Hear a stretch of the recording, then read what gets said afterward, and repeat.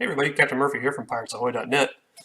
While I was working on the entity today, and I'm trying to make wind push a vessel based on the non-submerged amount of its hull.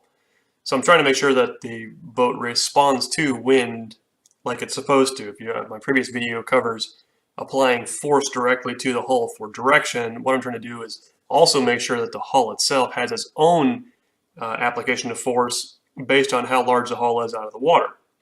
That'll make it so that if a vessel has, even though their sails have been damaged or whatever, it's not just going to sit completely still in the water. It's going to respond to wind and eventually current based on the amount of submerged or non-submerged hull. So while I was doing this, I was starting to look into how it responds to start. I wanted to get a baseline to see what it looks like to begin. And it turns out that it looks like CryTek has already done some of the work for us. So right here I've got a regular vessel just off the end here. I've added a flag to it so you can see what the wind is doing at the time.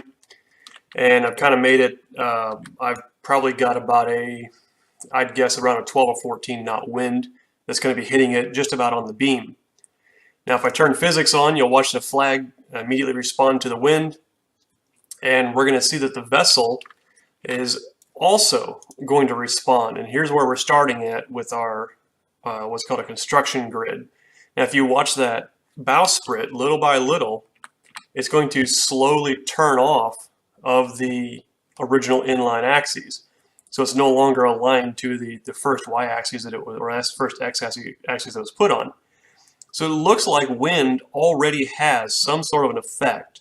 It appears to only be rotational at this point, and that will hopefully allow me just to apply a directional vector of force, and we'll have some pretty realistic wind response based on the vessel itself. This kind of started to come to light in the last couple of versions. I haven't stepped back to the original 3.5.4 version, but I don't think this was originally happening in the first ones. I also started noticing it on the two boats that are sailing with each other. It started to look like one was turning, and when I turned the wind off, they both went exactly straight. When I turned the wind back on again, it looks like they began to turn again. So it's going to look like when you do set your courses and all that, your helmsman will have to actually apply countering rudder to maintain a straight course, and that's actually correct for a vessel. So it looks like CryTek has gotten a step ahead of us and has done part of our job for us. Hopefully we can get this integrated pretty soon. Thanks, guys.